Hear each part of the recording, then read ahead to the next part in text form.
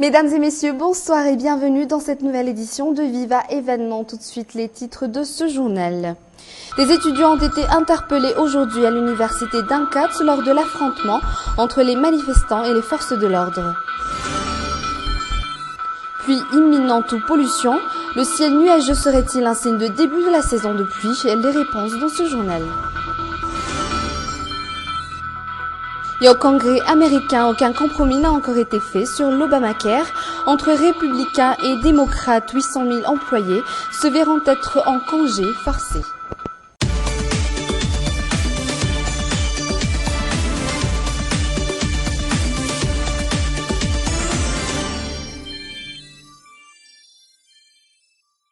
Des jets de pierre, des grenades lacrymogènes, l'université d'Ankatch était noire de fumée. Jusqu'à 13h, l'heure à laquelle nos journalistes étaient sur les lieux, aucun compromis ne s'est fait entre les deux parties protagonistes dans cette manifestation. C'est un reportage de Marna Touinjav, sur les images de Yves Janel.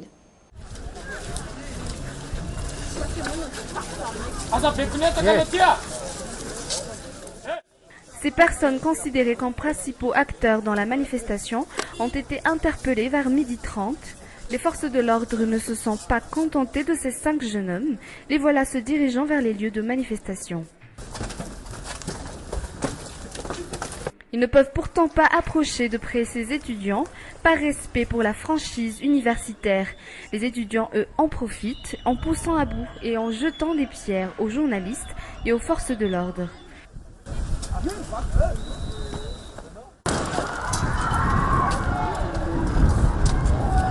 Qu'est-ce qui a causé ce débordement? Nous attendions l'arrivée du fonds alloué aux équipements, mais en vain. Des rumeurs ont circulé, laissant entendre qu'on ne recevrait que 2 mois de bourse d'études. C'est pour cela que ces étudiants sont aussi furieux. 2 mois de bourse, ce n'est pas suffisant. Ils ont été nombreux à nous avoir confirmé ces dires, mais ils n'ont pas tous participé à la grève. L'un d'eux, ce jeune homme, le seul à avoir accepté de se faire filmer. 2 mois de bourse, ce n'est vraiment pas suffisant. On devrait recevoir l'équipement en plus des 2 mois. 2 mois, ce n'est pas assez.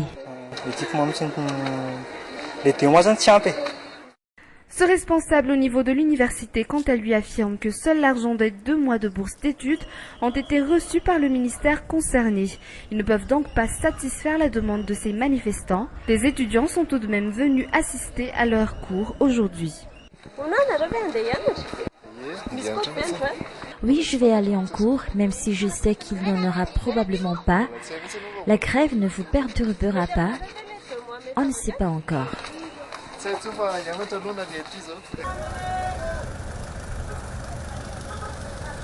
En attendant que le calme revienne, les bus ont décidé de se garer un peu plus bas.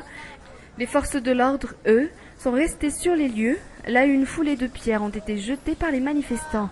Ces derniers qui, selon les responsables, ne sont même pas étudiants ici, à l'université d'Antananarivo.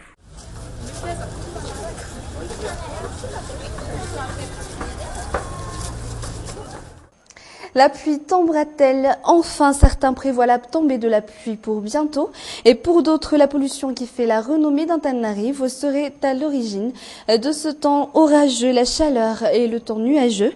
Pour les agriculteurs, cela signifierait le début de la saison des pluies tant espérée. C'est un reportage de Santajamanarivo. Un ciel nuageux, un temps orageux et sombre. Est-ce une pluie imminente ou non? Pour certains, ce serait plutôt la fameuse pollution de la capitale.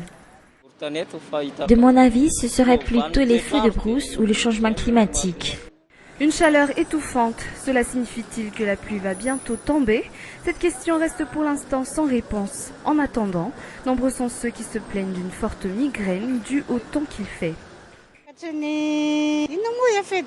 Je pense que c'est dû à l'effet de serre, j'en suis pas sûre, mais il est peut-être temps qu'il pleuve aussi, d'autant que nous, à la campagne, nous en avons besoin pour nos cultures.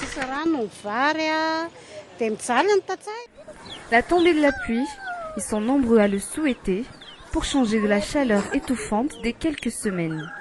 Dans les rizières, le besoin de pluie se fait sentir. Ranjena Soul espère que la pluie tombe enfin afin que ces jeunes plants de riz puissent s'épanouir. Nous avons un besoin urgent de pluie, surtout une semaine après le repiquage. Ils attendent surtout l'intersaison, mais le début de la saison des pluies est encore incertain. Dans l'attente, chacun se prépare également.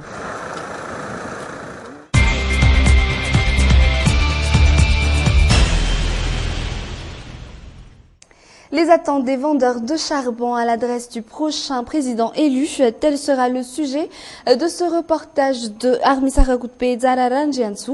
La vente de combustible qui connaît des difficultés en ce moment, les vendeurs de charbon espèrent se voir attribuer une parcelle de terre afin de planter des arbres pour remplacer ceux qui ont été transformés en charbon.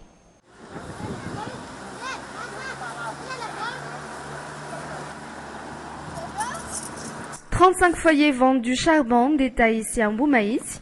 Ils s'approvisionnent à la source. Cela fait 12 ans qu'ils habitent ici, mais ils risquent à tout moment d'être expulsés de leur foyer. Nous menacent souvent de nous expulser d'ici, puisqu'ils vont y construire une route, et aussi parce que nous salissons les rues. Ils se font également un sang d'encre depuis le départ de la marchandise jusqu'à son arrivée. Et mis à part le frais de transport de la marchandise, ils mettent aussi de l'argent de côté. Mais pourquoi? Les gendarmes nous soutirent 1000 à 2000 arrières sur les routes, alors qu'on dépense déjà beaucoup pour arriver jusqu'à Tannari. Les propriétaires des camions transporteurs de charbon le confirment. Ils souhaitent qu'une mise au point se fasse quant au vrai travail des contrôleurs routiers.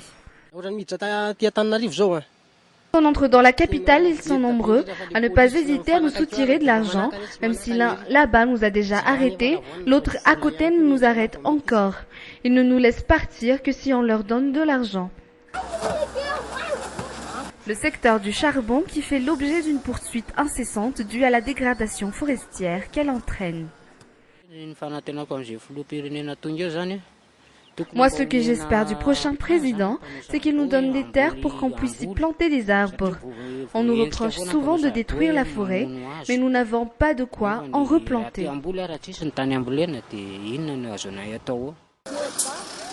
Mais il affirme tout de même n'avoir aucune organisation qui serait en mesure de défendre leurs intérêts dans la promotion de ce secteur.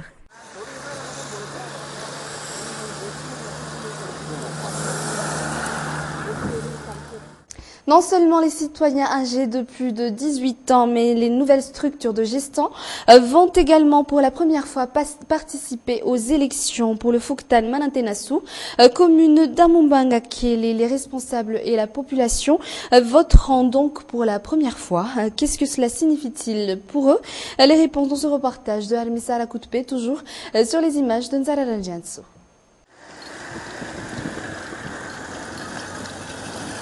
Le Fuktan Manantenasu est né en 2011, il compte 8000 personnes. Pour les élections, le Fuktan prépare les élections pour la première fois.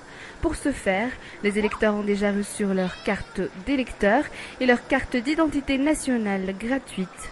Il reste pourtant une certaine appréhension. Nous appréhendons en quelque sorte l'arrivée des élections.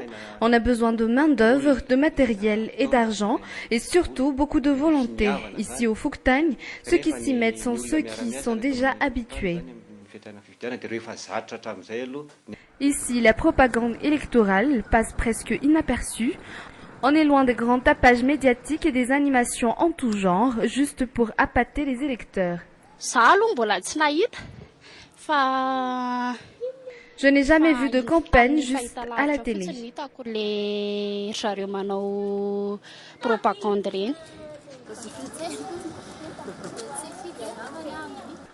Seulement 2 représentants de candidats sont venus se renseigner sur une éventuelle coopération avec le Fuktan.